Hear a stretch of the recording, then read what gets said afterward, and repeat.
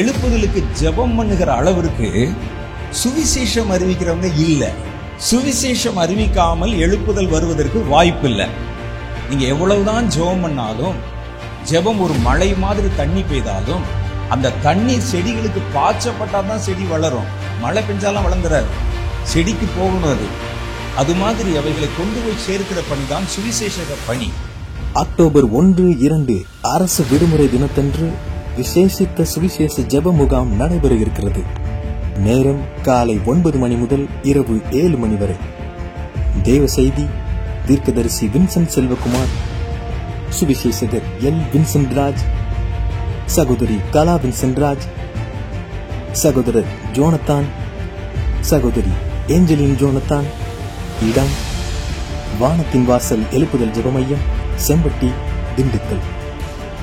தேவ பிள்ளைகளே, இந்த ஜெப முகாம் தேவனின் சுவிசேஷ திட்டங்களை புரிந்து கொள்வதற்கும் கர்த்தரின் பாதத்தில் ஜெபத்தோடு காத்திருக்க உங்கள் யாவரையும் அன்போடு அழைக்கின்றோம்.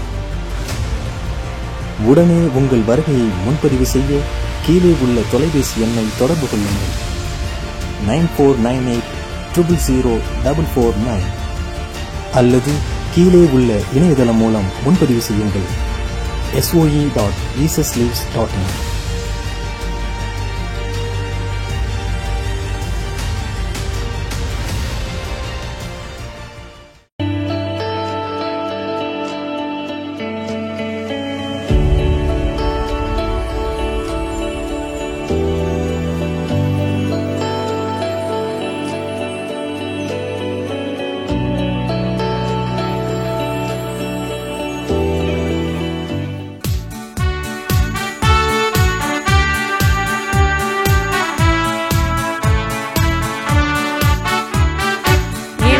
எப்படியாகிலும் என் இயேசு எனக்கு உதவிகள் செய்திடுவார்.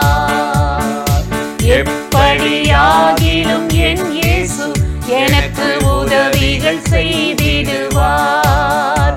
நான் போகும் பாதை அறிவார், என் கண்ணீர்கள் துடைத்திடுவார், எனக்கு நிழலாய் வந்திடுவார். நான் போகும் பாதை அறிவார், என் கண்ணீர்கள் துடைத்திடுவார், எனக்கு நிழலாய் வந்திடுவார்.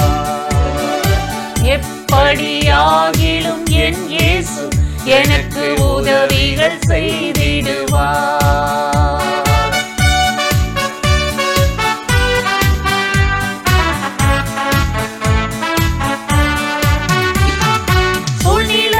மாறினாலும் இயேசு மாறினார், மனிதர்கள் மாறினாலும் இயேசு மாறினார். சூழ்நிலைகள் மாறினாலும் இயேசு மாறினார், மனிதர்கள் மாறினாலும் இயேசு மாறினார். நண்பர்கள் மறந்தாலும் இயேசு மறந்திடார், நன்மை பெற்றோர் மறந்தாலும் இயேசு மறந்திடார். நண்பர்கள் மறந்தாலும் இயேசு மறந்திடார், நன்மை பெற்றோர் மறந்தாலும் இயேசு மறந்திடார். எப்படியாகிலும் என் இயேசு எனக்கு உதவிகள் செய்திடுவார். தேவையோ 5000 இயேசு இருக்கிறார், இருப்பதோ 5 அப்பம் இயேசு இருக்கிறார். தேவையோ 5000 இயேசு இருக்கிறார், இருப்பதோ 5 அப்பம் இயேசு இருக்கிறார். பலவீன நேரம் அதில் இயேசு தாங்குவார், வியாதிகள் வேதனை சுகம் என கருள்வார்.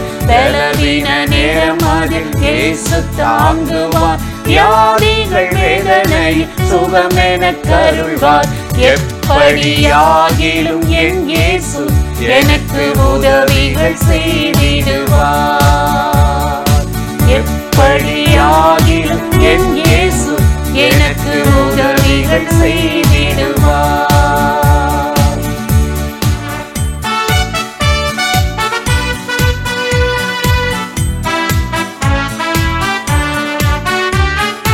ஆபத்து காலத்திலே இயேசு விடுவிப்பார், இக்கட்டு நேரத்திலே இயேசு விடுவிப்பார். ஆபத்து காலத்திலே இக்கட்டு நேரத்திலே இயேசு விடுவிப்பார். யார் என்னை கைவிட்டாலும் இயேசு கைவிடார். துன்பம் தொல்லை வந்தாலும் இயேசு கைவிடார். யார் என்னை கைவிட்டாலும் இயேசு கைவிடார். துன்பம் தொல்லை வந்தாலும் இயேசு கைவிடார். எப்படியாகிலும் என் இயேசு எனக்கு உதவிகள் செய்திடுவார். எப்படியாகிலும் என் இயேசு எனக்கு உதவிகள் செய்திடுவார். நான் போகும் பாதை அறிவார். என் கண்ணீர்கள் துடைத்திடுவார். எனக்கு நிழலாய் வந்திடுவார். நான் போகும் பாதை அறிவார். என் கண்ணீர்கள் துடைத்திடுவார்.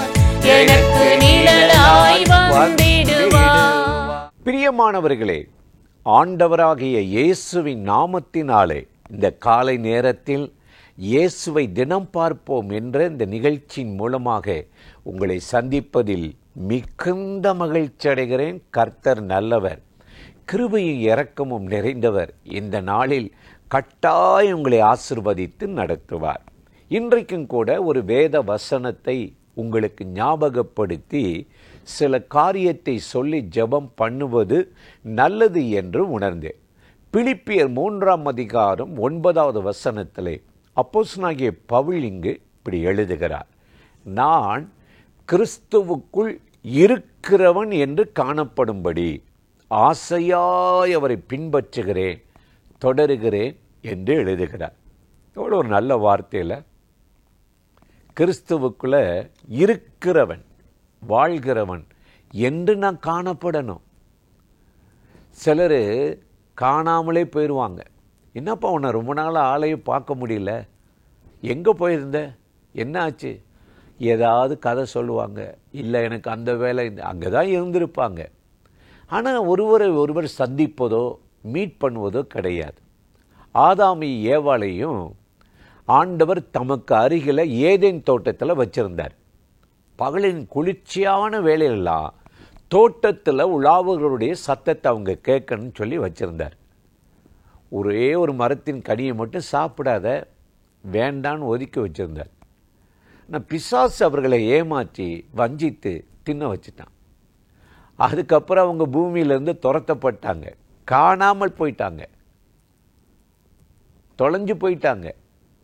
கிறிஸ்துவுக்குள் இருக்கிறவன் என்று காணப்படும்படி வைத்த இடத்தை விட்டு இவங்களா ஒரு வழியை ஏற்படுத்திட்டு காணாமல் தொலைஞ்சு போயிட்டாங்க. எப்படி இருந்திருக்க ஆண்டவருக்குல்ல. இன்னைக்கு அநேகருடைய வாழ்க்கை அப்படித்தான். இரட்சிப்புக்கு தூரமாக இருக்கிறாங்க, ஜெபம் பண்ண முடியலை, ஆண்டவரை துதிக்க முடியலை, ஆண்டவர் வச்ச இடத்துல இல்லை, காணாமல் போகிறாங்க, தொலைஞ்சு போனவர்களாக காணப்படுகிறாங்க. கிறிஸ்துவ வாழ்க்கை என்பது அவருக்குள் முடிவு வரைந்து நிலைத்திருக்கணுமா.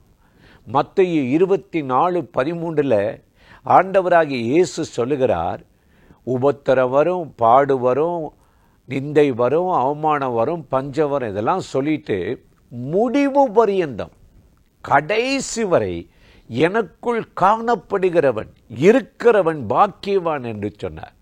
இன்னைக்கு நம்ம வாழ்க்கை எப்படி இருக்குது? ஆண்டவரோடு உள்ள ஒரு உறவு ஐக்கியம் எப்படி இருக்குது? ஜெப நேரம் எப்படி இருக்குது?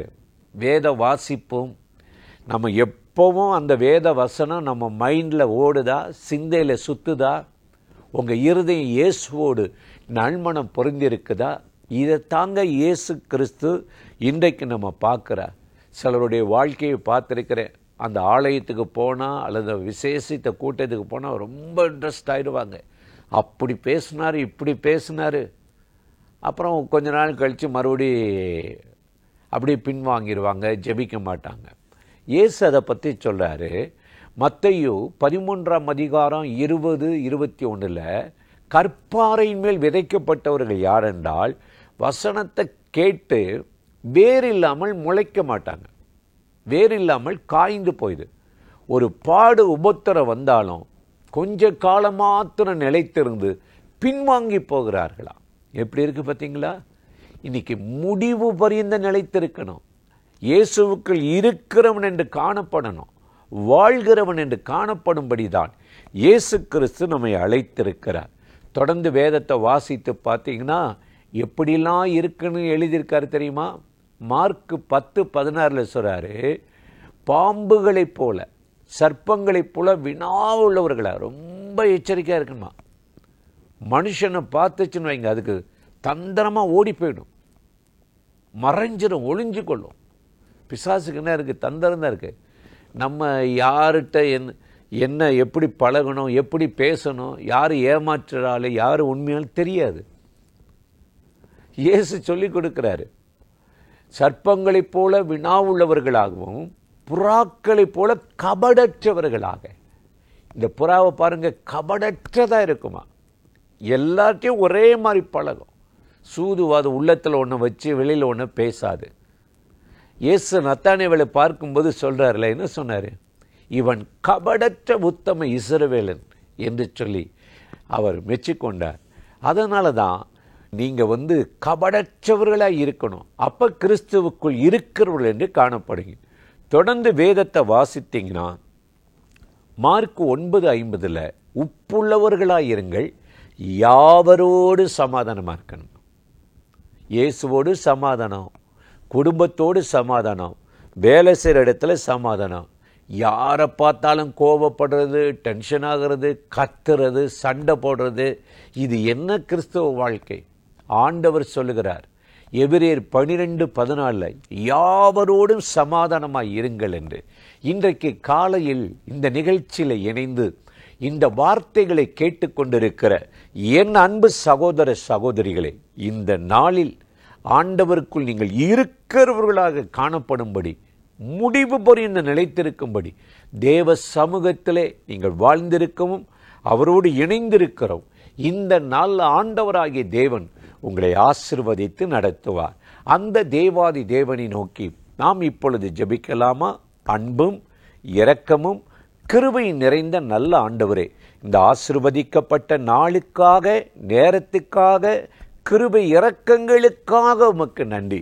இப்பொழுது யாரெல்லாம் அந்த நிகழ்ச்சியில் இணைந்து உம்மை நோக்கி கூப்பிடுகிறார்களோ, ஜெபிக்கிறார்களோ, பின்பற்றுகிறார்களோ, அத்தனை பேர் மேலும் கர்த்தருடைய மகிமையும் வல்லமையும் கிருபை இறங்கட்டும். இந்த நிகழ்ச்சியில் இணைந்திருக்கிற அத்தனை பேரையும் கர்த்தர் ஆசீர்வதித்து வேதனை நீக்கி அற்புதங்களை செய்யும்படி கெஞ்சுகிறோம். இந்த நாளில் உமக்குள் அவர்கள் காணாமல் தொலைந்து போனவர்களாக இல்லை, இருக்கிறவர்களாய் காணப்படும்படி தேவன் அனுக்கிரகம் செய்து நடத்தியருளும். இயேசுவின் நாமத்தில் வேண்டுகிறோம் நல்ல பிதாவே. ஆமேன், ஆமேன், ஆமேன்.